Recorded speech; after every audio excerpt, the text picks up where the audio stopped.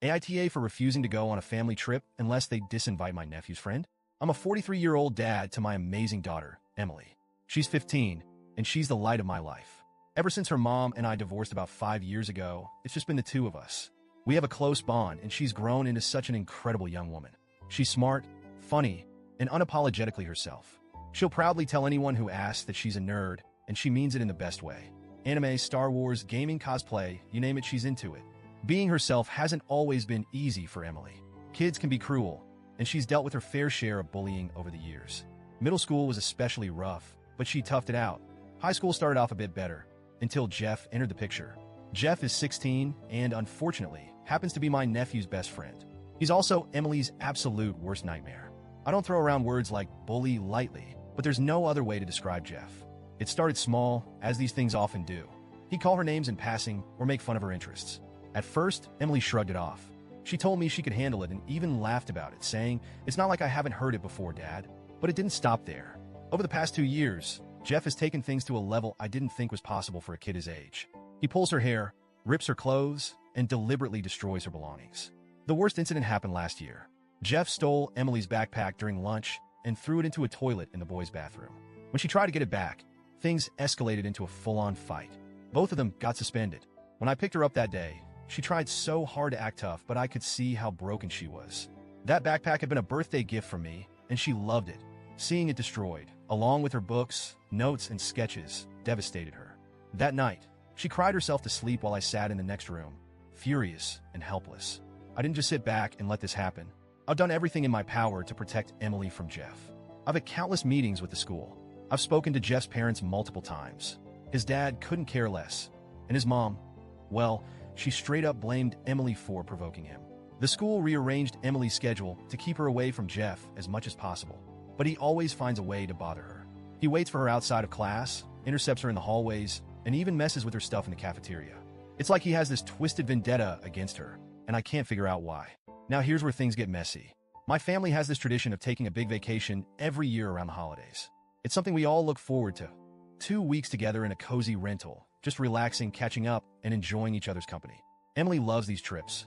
It's one of the few times she gets to hang out with her cousins without the stress of school or social drama. We've been doing it for years, and I've always appreciated how close it's kept us as a family. This year, we're supposed to leave in a week. I was on the phone with my sister, finalizing plans, when she casually mentioned buying Jeff a winter coat for the trip. Wait, what? Jeff is coming? I stopped her mid-sentence, trying to process what she'd just said. Why is Jeff coming? I asked. Oh, she replied, brushing it off like it was no big deal. He's practically family. Plus, his home life is rough. We thought it would be nice for him to get away for a bit. I felt my blood pressure spike. Emily and I aren't going if Jeff is coming, I said flatly. My sister was stunned. She tried to convince me that I was overreacting.